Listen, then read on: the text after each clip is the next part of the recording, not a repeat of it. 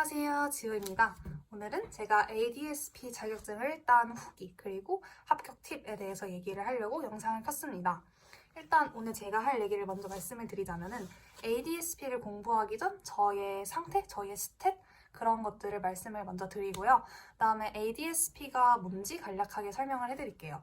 그 다음에 전체적으로 제가 어떻게 공부를 했는지 말씀을 드리고 그 다음에 과목별로 좀 세부적으로 어떻게 공부를 했는지 약간 예시들을 들어가면서 말씀을 드릴게요. 그 다음에 마지막으로 공부한 이후에 제가 이 ADSP 자격증에 대해서 느꼈던 점에 대해서 말씀을 드리도록 하겠습니다. 자, 이제 제 소개를 해드릴게요. 저는 비전공자입니다. 전 데이터 분석 관련 전공을 하고 있지는 않고요. 저는 현재 나노공학을 전공하고 있는데요. 듣다시피 이과죠. 그래서 저는 수학에 대해서는 좀 자신이 있었어요. 통계적인 부분에 대해서는 이미 아는 것도 많았고 그래서 수학적인 관련해서는 뭔가 공부하는데 큰 어려움이 느껴지지 않았습니다. 그리고 예전에 약간 파이썬을 약간 수박 겉핥기로 공부한 적이 있어가지고 뭔가 프로그램에 대해서 엄청 거부감이 심하고 낯선 상태는 아니었어요.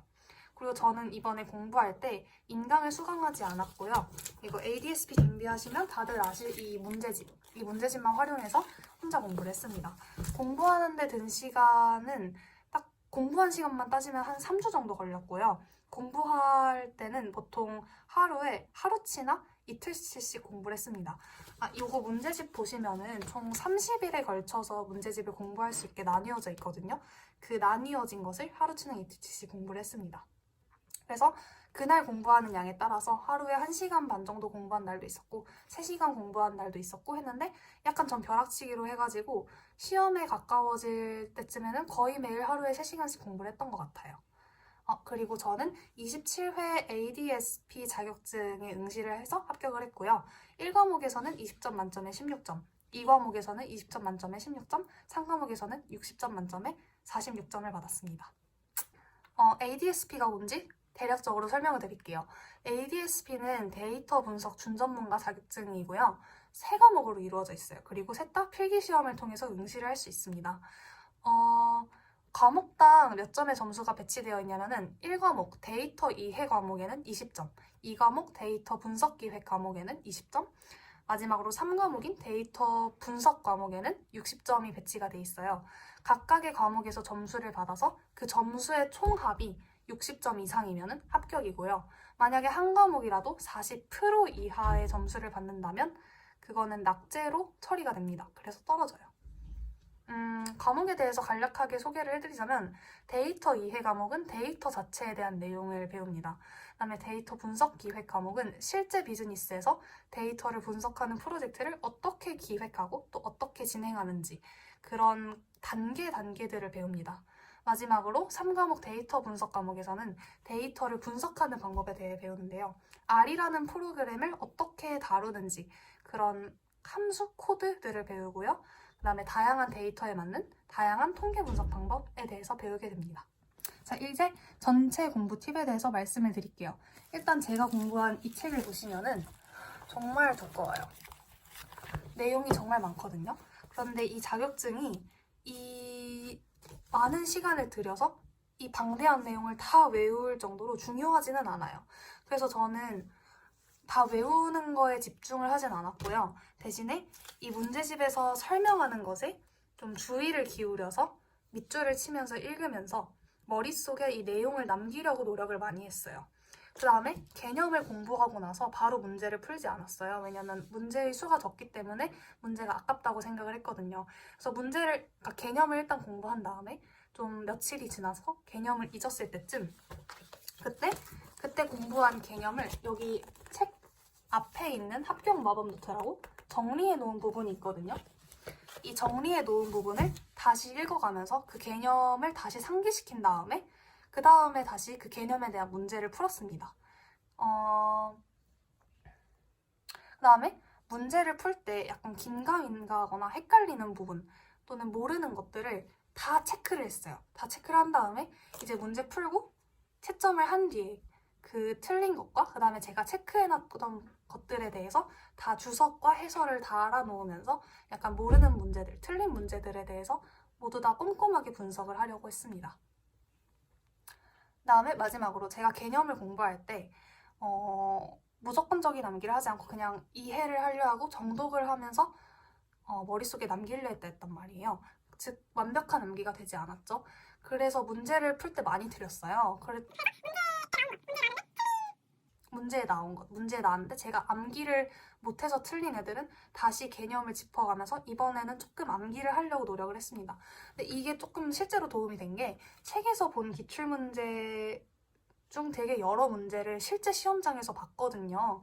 그래가지고 기출문제를 분석을 꼼꼼히 한 게 그 문제들을 푸는데 되게 큰 도움이 됐어요. 그래서 만약에 시간이 정말 없으셔서 진짜 빠르게 공부를 해야 된다 하는 분들이 계시다면 방대한 개념보다는 기출문제 위주로 문제 분석을 하면서 공부하시는 걸 추천해 드립니다. 자, 이제 방금 제가 말씀드린 전체 공부 팁을 제가 이제 공부한 흔적들을 보면서 정확히 그게 무슨 의미인지 좀 더 풀어서 설명을 해드릴게요. 먼저 이런 짧은 표들 있죠?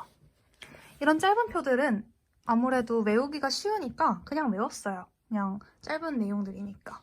그런데 이런 거 이렇게 줄글로 된 애들 있잖아요. 이런 거는 형광펜을 가지고 중요한 단어나 중요한 문장 같은 데 밑줄을 치면서 정독을 여러 번 했어요. 그런 걸 하면서 OLTP가 정확히 무엇을 말하는 건지 그런 것들을 이해하려 했고 그런 식으로 정독을 하면서 여러 번 읽으면은 한 두세 번 읽으면 머릿속에 좀 기억이 남더라고요. 그리고 이런 표들, 아까 봤던 짧은 표와는 다르게 길잖아요. 그래서 저는 이것도 그냥 무조건적인 암기는 어려울 것 같다는 생각이 들었어요. 그래서 이것도 좀 머릿속에서 구조화를 하면서 이해를 해보려고 노력을 했는데 여기 예시를 들어보자면 OLTP는 정규적인 핵심 데이터래요. 그리고 이게 수 기가바이트 정도의 크기를 차지한대요. 근데 반대로 OLAP는 비정규적이고 읽기 전용이라면은 당연히 핵심 데이터보다는 좀 더 차지하는 용량이 클 거라고 생각을 했어요. 그러니까 데이터 크기도 기가바이트보다 큰 테라바이트를 사용하는구나 하고 이런 식으로 머릿속에서 구조화하고 이해하려고 노력을 했어요. 그런데 이런 애들 보면은 저는 이거 보면은 연도에 따라서 데이터베이스의 정의가 어떻게 달라졌는지 설명하고 있는데 저는 이 연도와 이 내용이 전혀 머릿속에서 매치가 되거나 구조화가 되지 않더라고요. 그래서 이런 애들은 그냥 외우는 거를 포기했습니다. 그리고 그냥 머릿속에 남기는 것도 포기를 했어요. 이해가 안 되니까 전 머릿속에 잘 남지가 않더라고요. 그래서 이런 애들은 그냥 대강 한번 읽고 넘겼는데 대신에 이런 내용이 문제에 나왔다 하면은 문제풀이를 하면서 다시 읽어보면서 이번에는 조금 외우려고 좀 무식하게라도 외워보려고 노력을 했습니다. 자, 그 다음에 여기 보시면은 이제 이 과목에서 제가 제일 절망스러웠던 부분이 나오는데요. 보시면 너무 글자가 많죠? 저는 여기가 너무 공부하기가 싫었어요. 그래서 스스로에게 이거를 다 암기하자는 그런 부담감을 주지는 않았고요.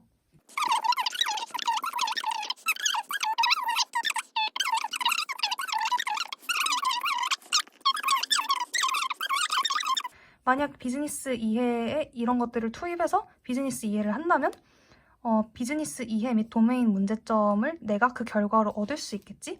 그럼 내가 비즈니스 이해한 이유는 프로젝트 범위 설정하려고 한 거니까 이 출력 자료가 당연히 여기 입력 자료로 쓰이겠지?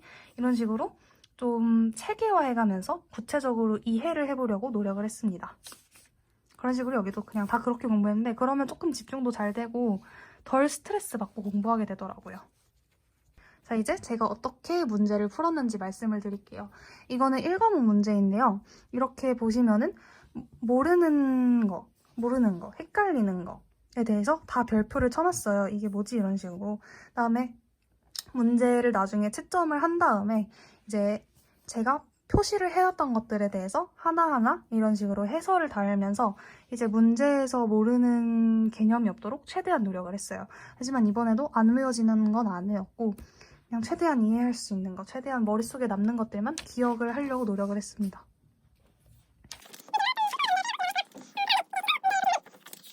이 과목에서는 사실 제가 문제를 되게 많이 틀렸어요.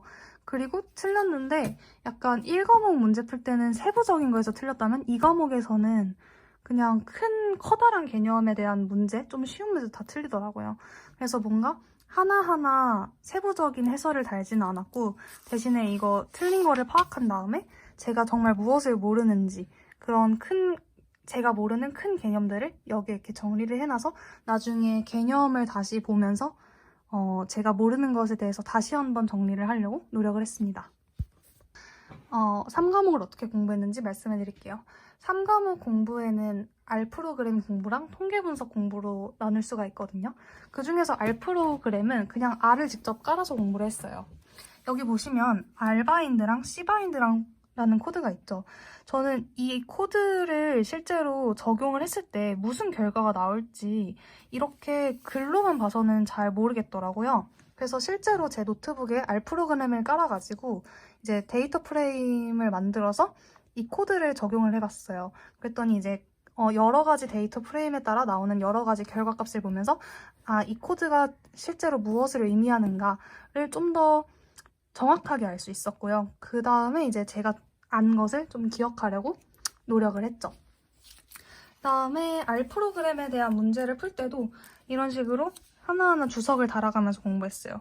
여기 보시면은 apply 함수에서 1이 넣을 때랑 2가 넣을 때 이게 차이가 뭔지 모르겠어서 이때 제가 나중에 해설을 달면서 1이면은 행에다가 함수를 적용하는 거고 2면은 열에다가 적용하는 거구나 이런 식으로 하나하나 좀 꼼꼼하게 하려고 노력을 했습니다.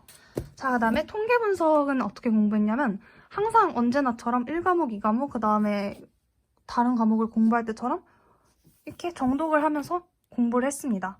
하지만 이렇게 너무 어려운 식들이 나오거든요.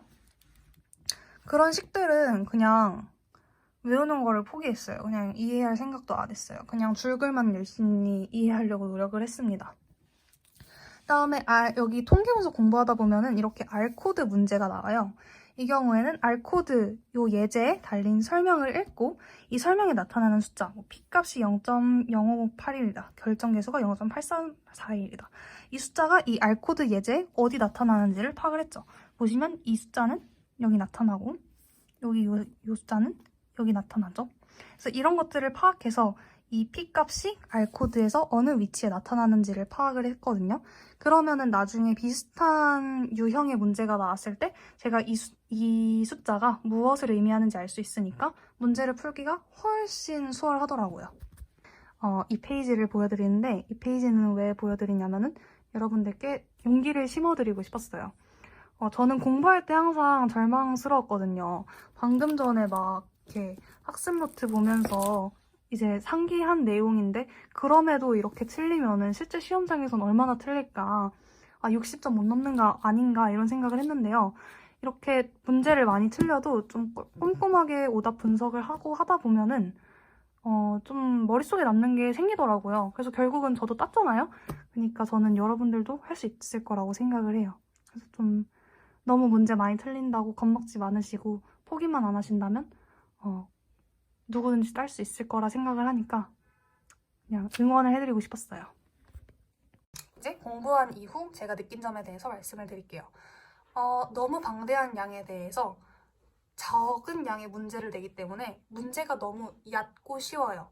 그래서 누구나 비전공자든 누구든 그냥 이거 가지고 이 책 가지고 그냥 한 3주 공부하면 딸 수 있을 것 같아요. 하지만 단점은 문제가 너무 쉽기 때문에 이 자격증을 가지고 있다는 사실이 절대 제 데이터 분석 능력이 좋다는 것을 증명해주지 않아요. 왜냐면 방금 말씀드린 대로 누구나 딸 수 있는 자격증이기 때문에 제가 이걸 땄다는 거는 전혀 도전적인, 막 어려운 일이 아니거든요. 아무나 할 수 있는 거니까. 그래서 사실 자격증이 약간 쓸모가 없다는 생각이 들었습니다. 하지만 언젠가 제가 이 자격증의 쓸데를 발견하게 된다면은 그땐 또 영상으로 알려드릴게요. 그럼 봐주셔서 감사합니다. 안녕!